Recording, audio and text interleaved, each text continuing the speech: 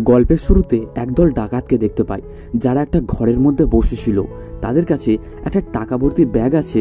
তখনই তাদের একজন সঙ্গী তার সামনে আসে, যার মুখে ভয়ের আবহাওয়া ছিল। তাকে দেখে সকল ডাকাতরা ঘাবড়ে যায়। তখনই পেছন থেকে মিস্টার লং এসে ওই ব্যক্তিটিকে মেরে ফেলে, আর আস্তে আস্তে ওখানে থাকা সকলকে মেরে ফেলে টাকা ভর্তি ব্যাগটি নিয়ে ওই ঘর থেকে বার হয়ে আসে। লং একজন খুবই ভয়ঙ্কর গুন্ডা এবং সে যে গ্যাংয়ের হয়ে কাজ করে সেটাও খুবই ডেঞ্জারাস। তবে সে তার কাজের প্রতি এবং তার বসের প্রতি খুবই ইমানদার। এত টাকা দেখলে যে কোনো মানুষের মনে শয়তানের কুমন্ত্রণা আসতে বেশি দেরি হয় না। তবে লং সম্পূর্ণ টাকাটি নিয়ে তার বসের কাছে ফিরে যায়। তার বস তাকে বলে তাকে হংকংয়ে যেতে হবে একটা গ্যাংস্টারের হত্যা করতে। আর লং ও তার কথার কোনো অমান্য না করে সঙ্গে সঙ্গে পাসপোর্ট নিয়ে এয়ারপোর্টের দিকে রওনা হয়। লং হংকংয়ে গিয়ে জানতে পারে যে গ্যাংস্টারটি এটি ক্লাবের মধ্যে আছে। তবে গ্যাংস্টারটি আগে থেকেই জানতে পেরে গিয়েছিল যে লং তাকে মারতে আসছে, তাই তারা তাকে ধরে ফেলে এবং তার পাসপোর্টটিও জ্বালিয়ে দেয়। তাকে তারা মারতে থাকে, তাকে প্রায় সম্পূর্ণ মেরেই ফেলতো। তখনই তাদেরই দলের একজন মেম্বার তাদের বিরোধিতা করে, যার নাম গেঞ্জি। আর এই সুযোগ পেয়ে লং ওখান থেকে পালিয়ে যাওয়ার চেষ্টা করে, আর এখান থেকে গেঞ্জিও অন্যদিকে দৌড়ে পালানোর চেষ্টা করে। তার দলের লোকেরা তাদেরকে ধরার চেষ্টা করে, তবে তারা দুজনেই পালাতে সক্ষম হয়। লং আহত হওয়ার কারণে ওখান থেকে বেশি দূর দৌড়তে পারে না। সে একটি ভাঙাচোরা ঘরের কাছে গিয়ে ওখানে ঘুমিয়ে পড়ে। সকালে ঘুম ভাঙলে দেখে তার সামনে একটি কিউট দেখে বাচ্চা দাঁড়িয়ে আছে, যার নাম জুন। জুন তার এমন অবস্থা দেখে তার জন্য কিছু মেডিসিন এবং খাবারের জিনিসপত্র নিয়ে আসে। লং রাতে ভালো করে জায়গাটা দেখতে পারেনি, তবে সকালে সে দেখতে পায় চারিদিকে ভাঙাচোরা ঘর, নোংরা আবর্জনা ছড়িয়ে আছে চারিদিকে। সে একটি আধভাঙা ঘরের মধ্যে যায় এবং সেখানে কিছু বানানোর চেষ্টা করে খাওয়ার জন্য। লং এর জুনের ভাষা বুঝতে কোনো অসুবিধা হয় না, কারণ তার মাও হংকং থেকেই ছিল। তখনই জুনের মা তার হাতে কিছু টাকা দিয়ে তাকে কিছু জিনিস আনতে বলে। আসলে জুনের মা নেশা করে, তাই সে তার ছেলের হাতে কিছু টাকা দিয়ে সেই নেশার জিনিসটা আনতে বলে। তার ছেলে একটা লোকের কাছে গিয়ে সেই নেশার জিনিসটা নিয়ে তার মায়ের হাতে দিয়ে দেয়। আর এই সব কিছু দূর থেকে লং দাঁড়িয়ে দাঁড়িয়ে দেখতেছিল। তার মা জুনের কাছ থেকে নেশার জিনিসটা নিয়ে নেশা করে। তার মা নেশার মধ্যে সম্পূর্ণ ডুবে যায়। তখনই ওখানে লং এসে তার মায়ের মাথা পানির মধ্যে ডুবিয়ে দেয়, যাতে সে তার নেশাটা চটাতে পারে এবং সে তার বাকি বেঁচে থাকা নেশার জিনিসপত্র ছুঁড়ে ফেলে দেয়। আসলে লংয়ের এটা মোটেও ভালো লাগছিল না যে জুনের মা তার দেখাশোনা করছে না, তার কেয়ার করছে না, তাই সে তার সঙ্গে এমনটা করে। শেষে তাকে ওখানে বেঁধে দিয়ে লং ওখান থেকে চলে যায়। জ্ঞান ফিরলে জুনের মা নিজেকে ওখানে বাঁধা অবস্থায় দেখতে পায়। আসলে ছেলেবেলায় লংয়ের মাও নেশায় ডুবে থাকতো, আর তার অবস্থাটাও সম্পূর্ণ জুনের মতো ছিল, তাই সে জুনের মধ্যে নিজের রূপ দেখতে পায়। রাতে লং রাস্তার ধারে একটি ট্রাক দেখতে পায়, যার মধ্যে মোবাইল রাখা ছিল। সে চুপি চুপি ট্রাকটির কাছে গিয়ে মোবাইলটি নিয়ে নেয় এবং ওই মোবাইল থেকেই হংকংয়ে থাকা তার একটি বন্ধুকে ফোন করে কিছু টাকা চায়। তবে তার বন্ধু তার কাছে টাকা নেই বলে ফোনটি কেটে দেয়। তাই সে ফের থেকে ওই ভাঙাচোরা বাড়ির কাছে ফিরে আসে এবং নিজের জন্য খাবার বানায়।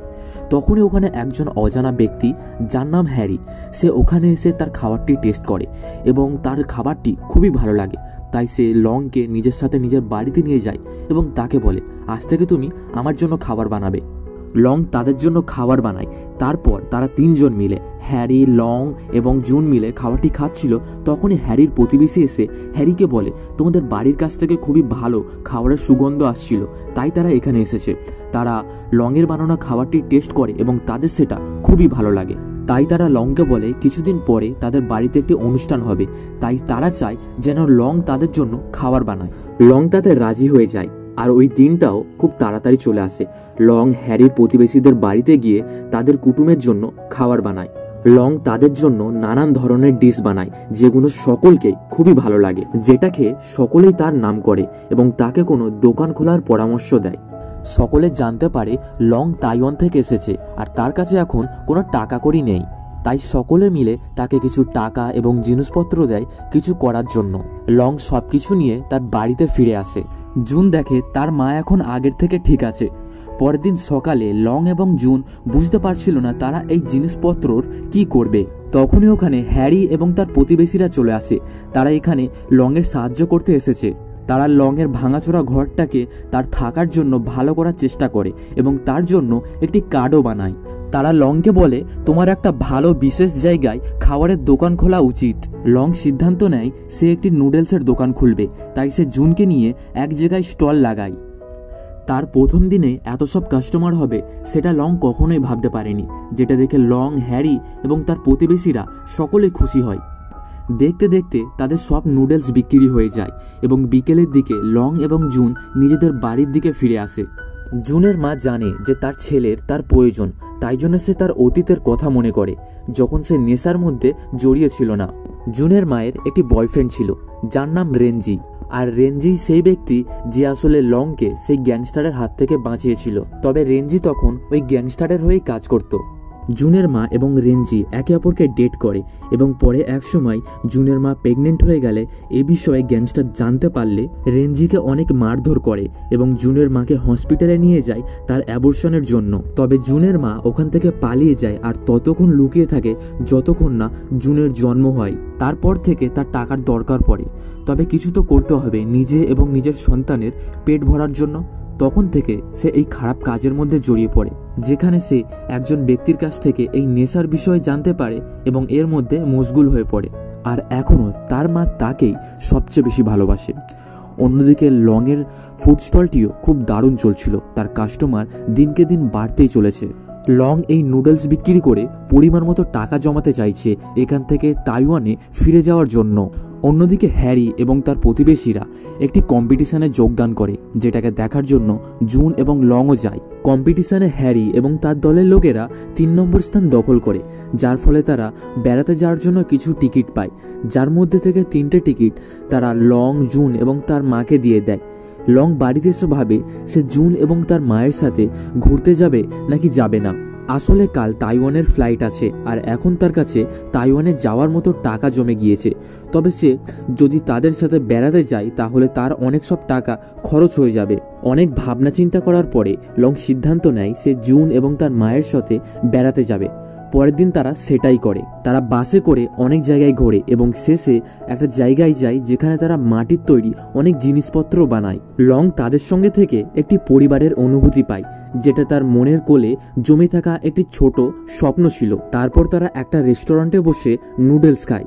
লং তার এই ভালো সময়গুলি এনজয় করছিল, আর জুন এবং তার মা তাদের খারাপ পরিস্থিতি ভুলে গিয়ে এই সময়ের মধ্যেই হারিয়ে যায়। তারপর তারা ঘুরে বেরিয়ে নিজেদের এলাকায় ফিরে আসে এবং অনেক সব গিফট নিয়ে আনে হ্যারি এবং তার প্রতিবেশীদের জন্য। তারপর লং যখন জুন এবং তার মাকে বাড়িতে ছাড়তে যায় তখন জুনের মা বলে, তোমাকে আমি কি করে ধন্যবাদ জানাবো?